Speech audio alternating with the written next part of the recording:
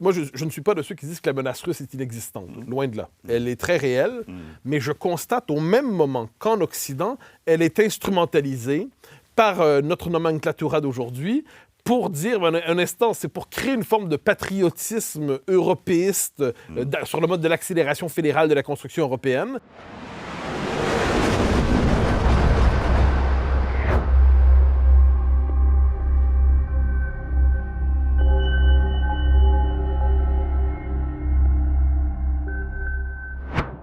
Bonjour à tous, chers abonnés d'Omerta, chers abonnés de la chaîne YouTube, chers abonnés également de l'application. Je rappelle toujours, et je le refais une nouvelle fois, que pour nos 500 000 abonnés de la chaîne YouTube, il y a aussi l'application Omerta, donc allez y faire un tour. Ça vaut aussi le coup de regarder nos productions, nos documentaires, les bonus, la vie de la rédaction, les making-of des reportages, etc., etc. Il y a plein de choses. C'est 5 € par mois, 2 € pour les étudiants. Voilà, petit rappel, je le fais systématiquement et je le refais une nouvelle fois. Voilà. Aujourd'hui, nouvelle édition du Grand Entretien. Alors, je reçois un habitué d'Omerta, puisque ça fait au moins la 3e fois qu'il vient. Mathieu Boccoté, on est ravis de vous avoir encore une nouvelle fois. Bonjour Mathieu. Merci pour l'invitation. Alors, je vous représente, même si beaucoup vous connaissent, vous êtes sociologue plus québécois que canadien. Voilà. Confirme. Éditorialiste sur CNews. Vous avez publié aux Presses de la Cité 2 précédents livres, La Révolution socialiste et autres virus idéologiques, le totalitarisme sans le goulag, et vous sortez cette fois, et c'est la raison pour laquelle nous vous recevons, un nouvel ouvrage, Les deux Occidents. Alors, avant de commencer, juste une question en préambule. Quand on lit l'introduction, en fait, si je comprends bien, toute notre enfance et notre jeunesse ont été bercées, je pense la vôtre et la mienne, par l'idée que nous étions sur une évolution linéaire, que l'histoire avait un sens et que la démocratie nous amènerait collectivement vers le progrès, donc vers le bonheur. Quand, selon vous, et pour que je me pose toujours cette question, pourquoi cette croyance profonde a-t-elle été remise en cause ? En fait, il y a plusieurs manières de raconter le désenchantement par rapport au ce que j'appelle le cycle de 1989. C'est-à-dire le cycle de 1989, c'est la chute du communisme, l'effondrement de l'URSS, et qui aurait pu être comprise comme un triomphe de la démocratie libérale et une libération des nations dominées par les soviétiques. Ouais. Mais on ne s'est pas contenté justement d'y voir la chute d'un empire totalitaire. On a vu dans la chute du mur de Berlin le premier signe finalement de l'appel ou du triomphe de Babel. Donc, un monde appelé justement ce qu'on appelait la fin de l'histoire avec Fukuyama, donc un monde appelé à s'homogénéiser juridiquement, moralement, culturellement de plus en plus. Un monde, soit dit en passant, même Huntington, à sa manière, adhérait à ça. Je m'explique. Huntington, on a dit c'est le choc des civilisations. Oui. Mais lui, à l'intérieur du monde occidental, il ne voyait plus de conflits substantiels. Il voyait un monde occidental homogénéisé relativement de l'intérieur, en choc avec par ailleurs les autres mondes. C'est aussi l'époque où, par exemple, Alain Menck parlait de la mondialisation heureuse. C'est l'époque où Pascal Bruckner parlait de la mélancolie démocratique en disant la démocratie comme seul horizon a quelque chose d'un peu triste en quelque sorte parce que nous sommes condamnés à l'existence purement gestionnaire et centriste. Donc, plusieurs écrivaient à cette époque sur cette fin de l'histoire qui était la nôtre. Et ce qu'on constate, c'est que dès le début des années 90, en fait, dès 91, 92, si on veut, eh bien, il y a des gens qui disent, à l'intérieur même de nos sociétés, ce monde ne nous enthousiasme pas. La fin des frontières, la fin des nations, la fin des souverainetés, la fin des cultures, Babel ne nous intéresse pas. Et ça, autrement dit, la mouvance populiste dont on parle beaucoup aujourd'hui naît au même moment que celui de l'affirmation triomphale d'une certaine vision mondialiste post-1989. Mais il y a aussi l'affirmation des identités nationales avec le recul du communisme. Oui, bien exactement, mais à l'Est. Mais ça, on ne comprenait pas. C'est-à-dire que d'ailleurs, on a assez mal compris la résistance au communisme. On a voulu y voir une forme c'est comme une triomphe de la vision des nouveaux philosophes, version BHL, mais à l'Est. Donc, on disait finalement, la démocratie, les droits de l'homme l'ont emporté. On a oublié à quel point, par exemple, en Pologne, le catholicisme et l'identité nationale avaient joué un rôle majeur majeur dans la résistance au communisme. On a oublié comment, chez les Baltes, la mobilisation de la culture la plus profonde avait permis de résister clairement à la Russie et au communisme. Et on a oublié, autrement dit, à quel point on ne résiste au totalitarisme qu'en s'ancrant dans des profondeurs culturelles, dans presque la part archaïque de l'humanité et de l'identité. Et ça, on l'avait oublié. Ce qui fait qu'on n'a pas vraiment compris ce qui s'était passé après 89. Et là, quand on voit aujourd'hui surgir les populismes, les identités, les divisions profondes dans le monde occidental que le système s'entête à nommer les extrêmes, eh bien, c'est une histoire de 35 ans à peu près, de plus d'une trentaine d'années que je cherche à raconter dans ce livre. Alors, vous revenez longuement dans votre livre sur, d'abord, un bon tiers sur la victoire de Trump que vous qualifiez de changement d'époque. Oui. Pourquoi? Alors, si on a une lecture très sommaire des États-Unis, on dit qu'il y a les démocrates, il y a les républicains, et puis ces deux partis s'affrontent toujours. Or, le fait est que Trump, c'est une révolution à l'intérieur même du Parti républicain. C'est une révolution dans la politique américaine. J'entends par là que Trump rompt non seulement avec la mythologie réganienne, il rompt aussi avec la mythologie de la Great Society, il rompt aussi presque avec la mythologie du New Deal, s'il le faut. Donc, c'est les États-Unis qui s'arrachent à une certaine histoire que l'on connaissait, disons, de Roosevelt à Kennedy jusqu'à Reagan. Donc, changement d'époque, pourquoi aussi? Parce que Trump, c'est le moment où la révolte populiste dont je parlais, qui se déploie à partir de, on pourrait dire aux États-Unis avec Buchanan, au début des années 90. Buchanan, ouais. C'est une révolte qui circule partout en Europe, le populisme est partout présent en Europe aussi, mais qui ne triomphait normalement qu'à la marge. Il triomphait à la marge dans des pays qui étaient tout de suite frappés de sanctions idéologiques, vous êtes des infréquentables, ou alors il était contenu dans la fonction tribunicienne en Occident, le parti populiste du Parlement contre lequel on fait un cordon sanitaire. Et là, la révolte populiste, dans sa forme à la fois nationale populiste, nationale conservatrice, l'emporte au cœur de l'Empire. Au cœur de l'Empire. Donc, c'est la révolte des 35 dernières années qu'on avait traitée comme finalement le bois mort de l'humanité, qu'on avait traité comme les derniers retardataires des temps heureux du progrès, mais ces gens-là l'emportent au cœur de l'Empire. Et là, ce qu'on constate finalement, c'est que c'est une remise en question de toutes nos certitudes, justement, sur l'universalisme juridique, l'universalisme moral, un monde absolument homogène, la fin des identités, tout remonte à la surface, et Trump est un moment qu'on peine à comprendre souvent parce qu'on le réduit à son personnage, on le réduit à sa caricature, on le réduit à son exubérance, on le réduit à sa brutalité, puis tout ça, on peut en convenir. Il n'en demeure pas moins qu'au-delà de ça, il y a un mouvement profond qui s'est joué aux États-Unis avec lui. Et vous expliquez, page 51, que Trump est souvent victime de lui-même, que la violence qui l'habite lui aliène un certain nombre d'individus qui sinon l'auraient rejoint. Vous lui voyez une vocation impériale? Vous pensez qu'il acceptera de quitter le pouvoir un jour? Alors, je pense qu'il acceptera de quitter le pouvoir. Je ne suis pas de ceux qui pensent qu'il va chercher à se maintenir à tout prix. D'autant que, bon, ensuite, il a une personnalité autoritaire. Qui dira le contraire? Trump n'est manifestement pas un centriste tiède qui veut discuter paisiblement avec ses adversaires. On est devant quelqu'un qui a une personnalité... Les Canadiens le savent bien. Mais ça, c'est vrai. Ça, c'est un élément assez important. C'est-à-dire que Trump arrive au pouvoir et il nous rappelle que les Américains ont toujours une vocation impériale, quelle qu'en soit la forme. Donc, d'un côté, il y avait, on pourrait dire, les néoconservateurs, qui étaient à la fois chez les démocrates et les républicains, il y avait l'empire universel américain, hein, l'hyperpuissance, c'est la démocratisation du monde par la théorie des dominos démocratiques, c'est l'impérialisme démocratique par bombardier. Bon, ça on connaît. Avec Trump, c'est le retour d'une forme d'impérialisme plus classique. C'est la doctrine Monroe. C'est l'espace nord-américain nous appartient. Dès lors, le Canada, pourquoi vous ne deviendriez pas le 51e État? Bon, j'ai jamais cru à ça, soyons sérieux. J'ai toujours pensé que c'était de la pure rhétorique. Elle a été instrumentalisée d'ailleurs par la classe politique canadienne pour donner une forme de surplus de patriotisme à un pays sans raison, qu'est le Canada. Je ne parle pas du Québec ici. Les Américains, on le voit aujourd'hui au Venezuela, veulent affirmer leur puissance. Vous êtes dans notre environnement, et même avec leurs alliés d'Europe occidentale, ils renoncent à la mythologie de la Grande Alliance démocratique pour plutôt y aller sur le mode du tribut. Nous sommes l'Empire, nous vous protégeons, payez-nous un tribut. Par exemple, pourquoi vous ne décideriez pas d'alimenter notre industrie militaire en achetant... Bon, donc, il y a une dimension impériale chez les Américains. Ensuite, cela dit, on a quitté, cela dit, l'impérialisme démocratique néoconservateur qu'on a connu au moment de la guerre d'Irak, qui consistait justement à dire que l'ensemble du monde avait vocation à devenir un immense État américain, un immense New Jersey. Est-ce que, justement, vous avez évoqué, il y a le Groenland aussi qui reviennent dans cet état d'esprit. pourtant, vous avez évoqué la question du Venezuela. Trump s'est pourtant fait élire sur un programme de non-intervention, de recherche de la paix. Au moment où nous parlons, le groupe aéronaval conduit par le plus grand porte-avions américain du monde, probablement du monde d'ailleurs, peut-être qu'il y a un Chinois qui est plus grand, j'en sais rien, l'USS Gerald Ford croise au large du Venezuela avec un vocabulaire, et donc Trump emploie un vocabulaire que n'aurait pas renié un George Bush à l'époque de l'Irak. Il annonce par exemple que les jours de Nicolas Maduro au pouvoir sont comptés.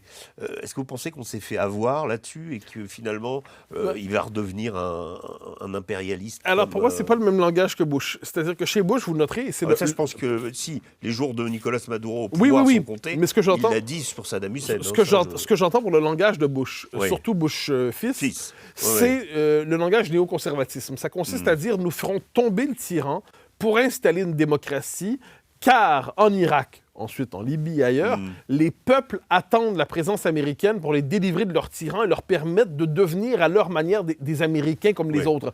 J'appelle ça la stratégie du New Jersey. C'est-à-dire, vous faites tomber le tyran, vous placez une constitution, vous imposez une économie de marché, et dans 15 ans, tout le monde est un consommateur américain de base. Bon, ça n'a pas fonctionné. Les néoconservateurs avaient sous-estimé pour parler de l'archaïque des civilisations, la profondeur des cultures. Là, je pense que le propre de l'impérialisme trumpien, s'il y en a un, c'est qu'il est beaucoup plus brutal et décomplexé. C'est-à-dire, vous êtes dans notre zone d'influence, vous nous causez problème, nous allons vous mater. Je pense qu'il y a chez Trump l'orgueil de celui qui mate visiblement, en fait un rapport décomplexé et fasciné du rapport de force. La démocratie et la liberté sont plus utilisées du ce n'est plus la rhétorique. J'ai pas l'impression que la rhétorique trumpienne en politique étrangère n'est pas une rhétorique de l'exportation démocratique. Ça, c'est le premier élément de rupture. Ensuite, que les Américains se permettent d'intervenir partout à travers le monde, quel que soit leur président, n'est pas chose nouvelle. Alors, le président de la paix, il aimait cette formule. Je pense qu'effectivement, Trump n'est pas dans la logique de la guerre perpétuelle, comme on l'a connu.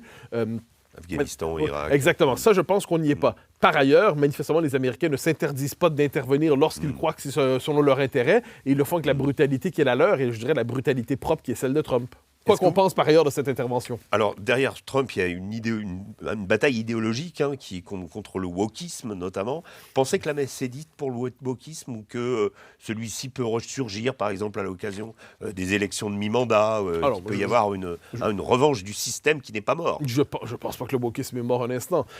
Loin de là. Je pense que c'est une idéologie qui était toute puissante, qui était le point d'aboutissement de la révolution culturelle à l'américaine qui commence dans les années 60.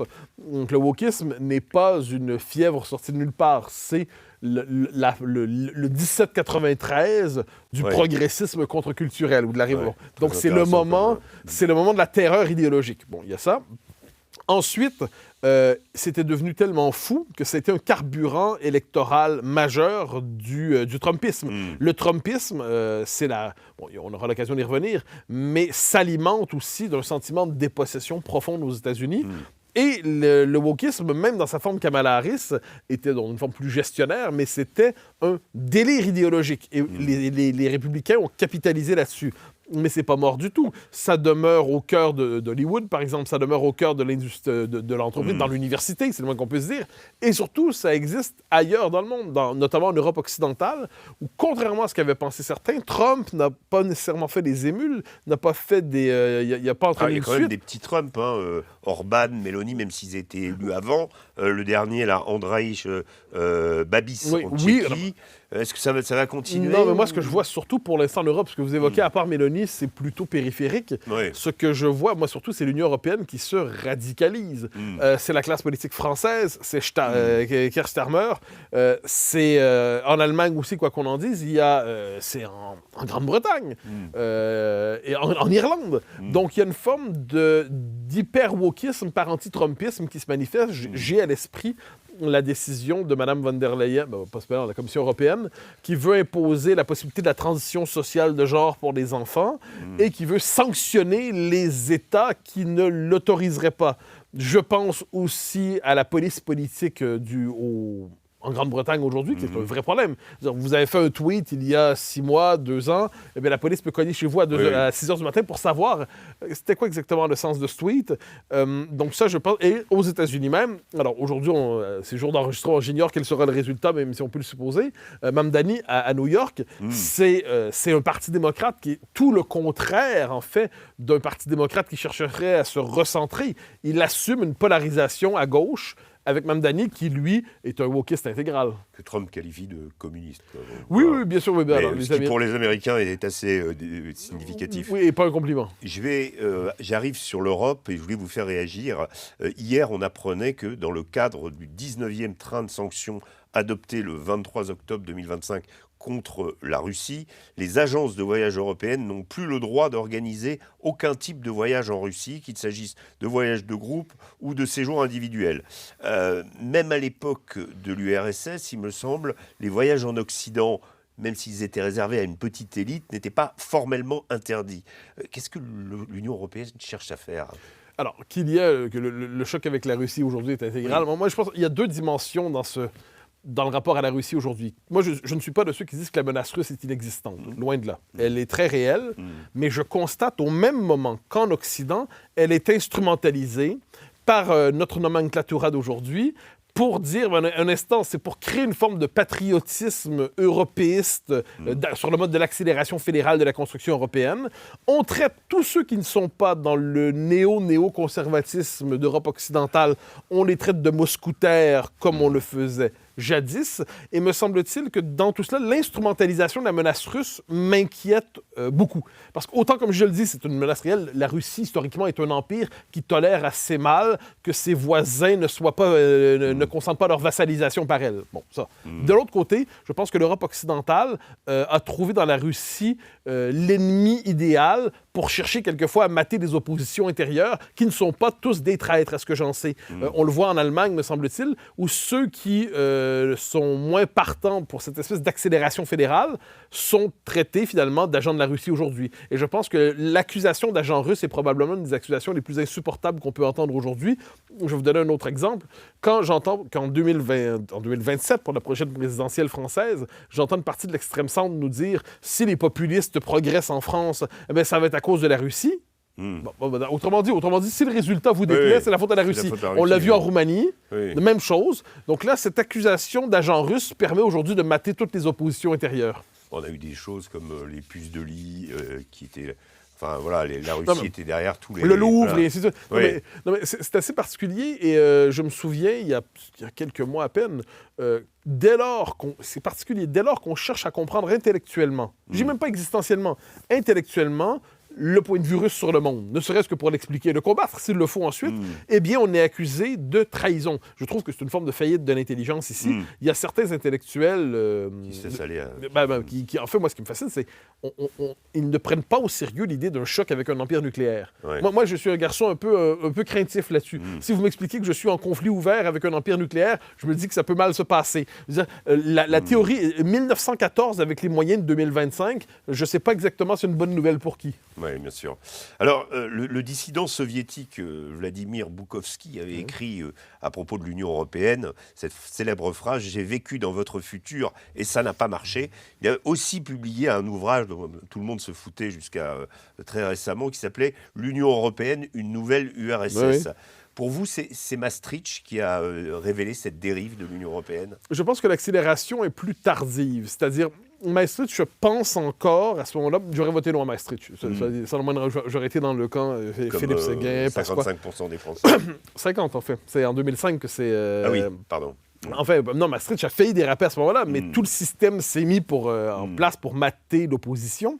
Mais non, je garde un souvenir ému des discours de Philippe Séguin en la matière. Quoi qu'il en soit, Maastricht se vend à ce moment-là davantage comme une espèce de moment de construction européenne classique. Ce n'était pas le cas, mais c'est présenté comme tel.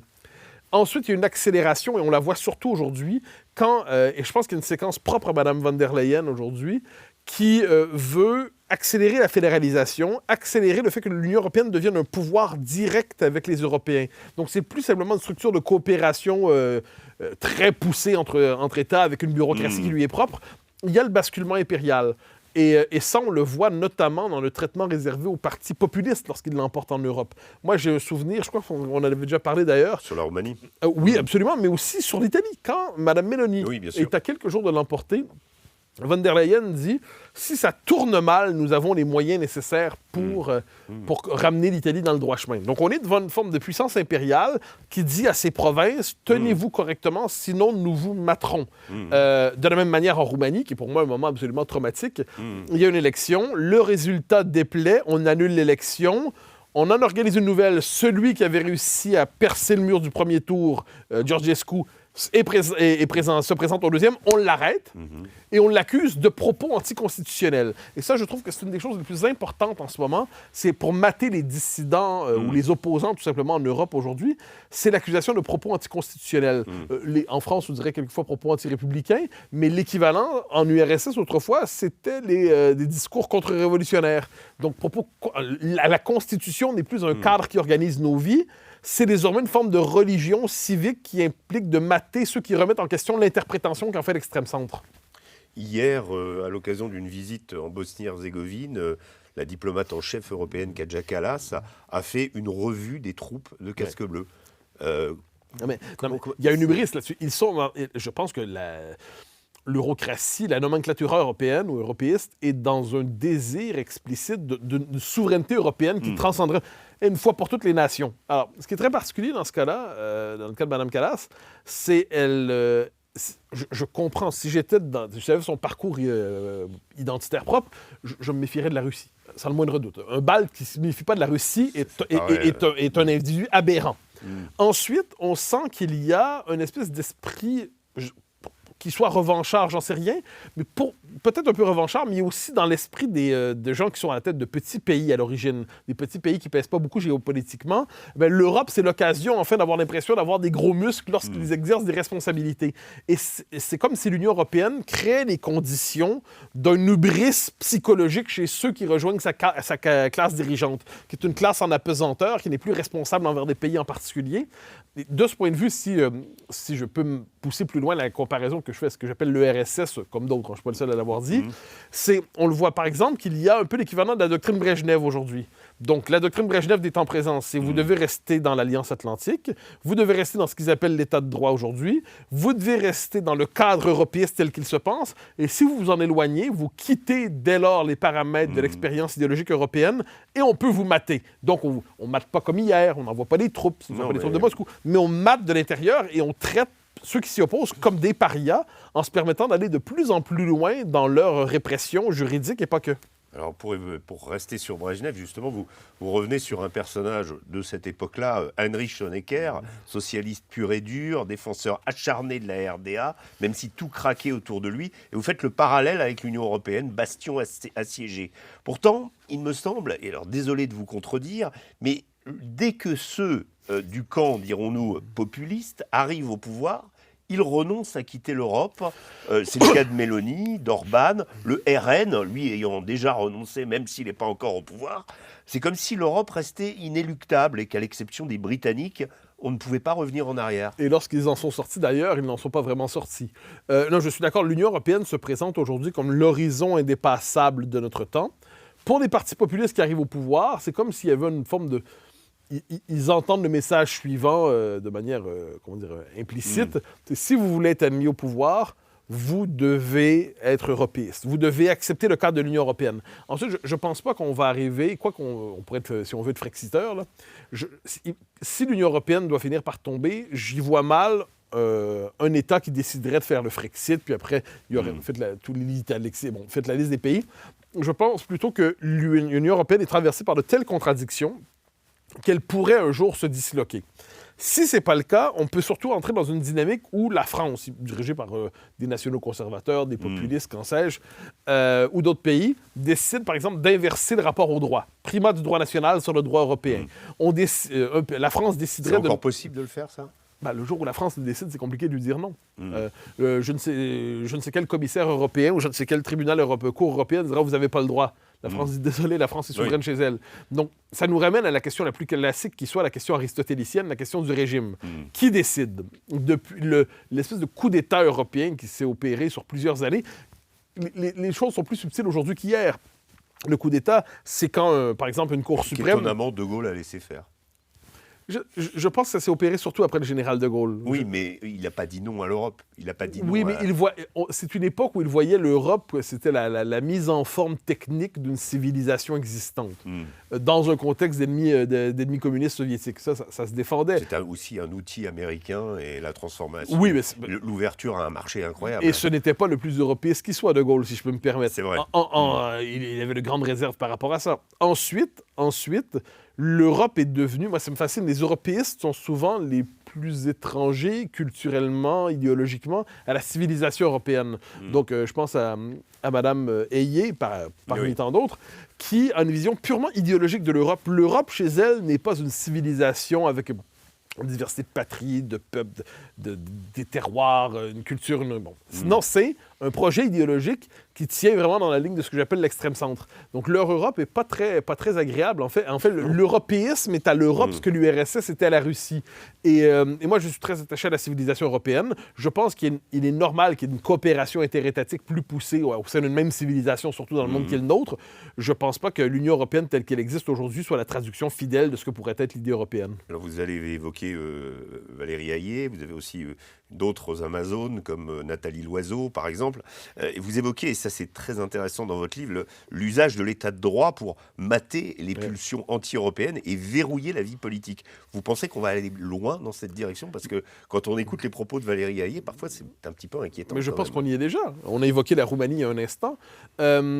On peut prendre l'exemple de l'Allemagne. Alors, l'AfD. J'ai pas de sympathie particulière pour l'AfD, mais je note que... de Thierry Breton. Voilà. Mais je note que le principal parti d'opposition en Allemagne, au cœur de la conversation publique, aujourd'hui, il y a l'idée de l'interdire. Ouais. Interdire le principal parti d'opposition. On est bien en démocratie, qu'on se comprenne bien.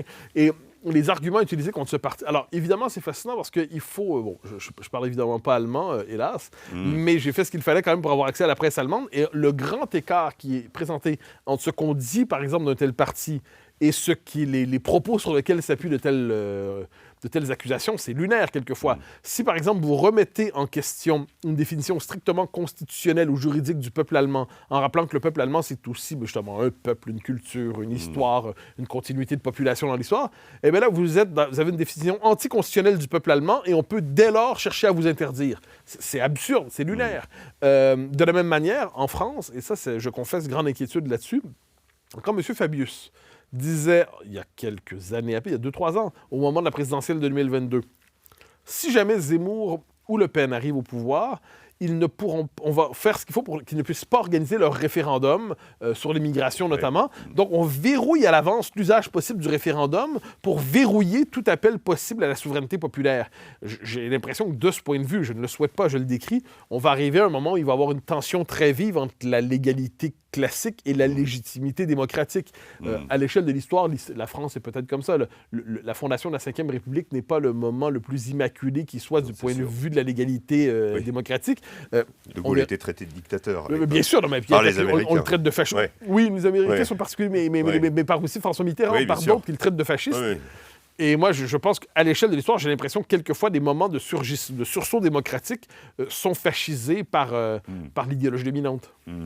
Alors, dans ce contexte, expliquez-nous brièvement en quoi le discours de J.D. Vance à Munich représente un point de bascule. Ah, c'est fascinant. Parce que Vance arrive et il dit, bon, vous vous inquiétez pour l'avenir de la démocratie. Vous avez raison, effectivement, la Chine, la Russie, bon, on voit ça.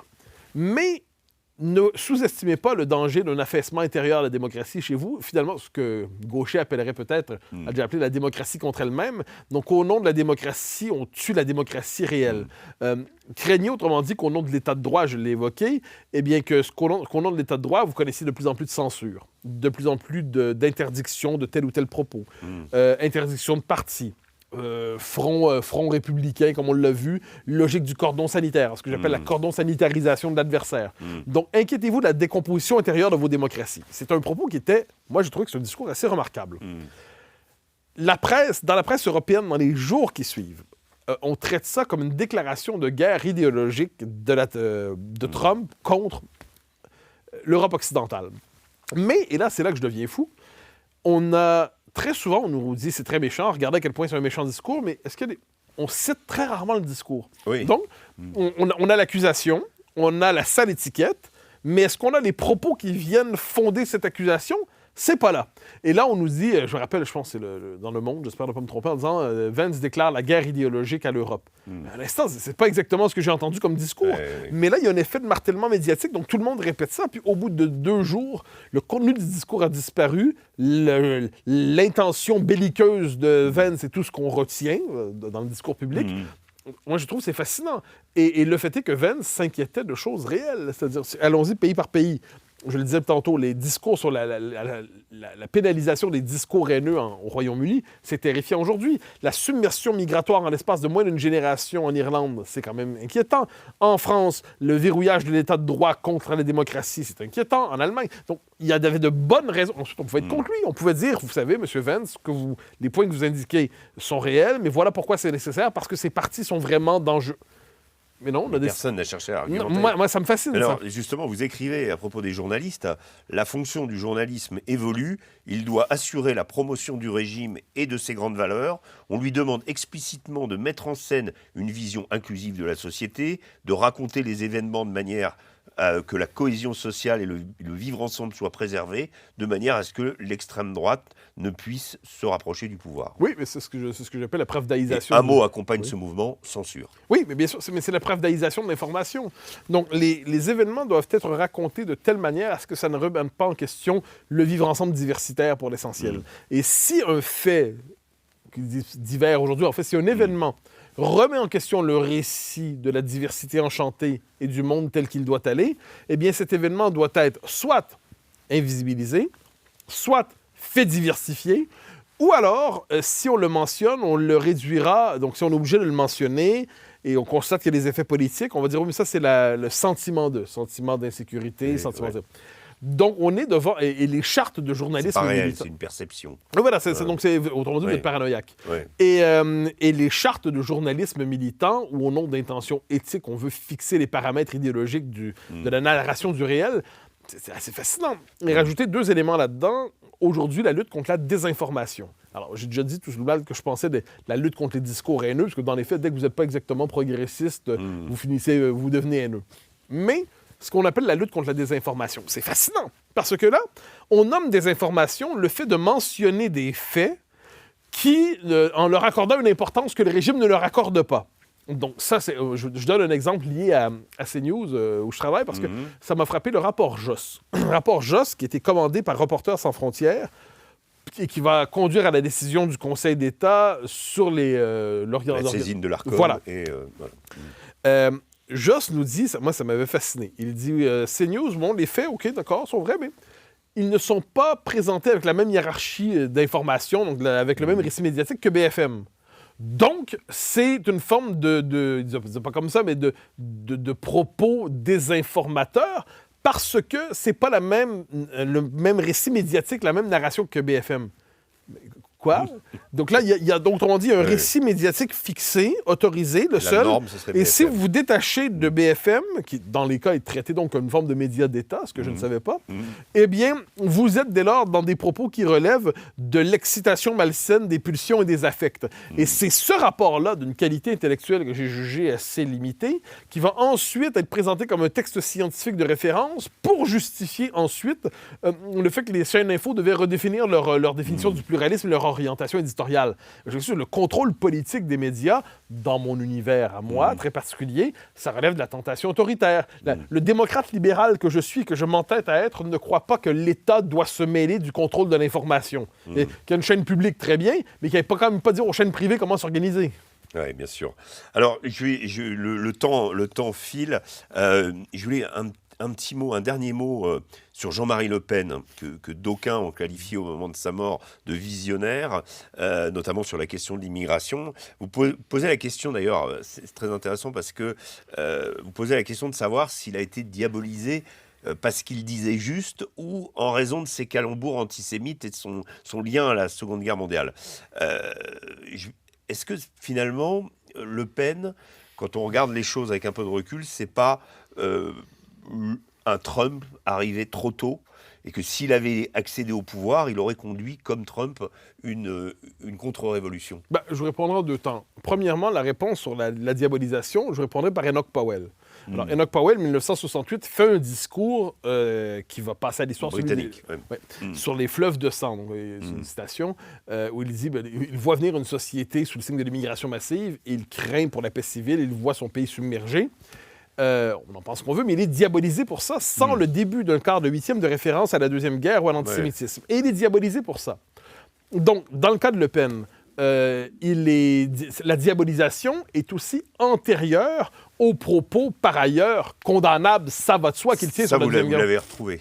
Oui, bien sûr.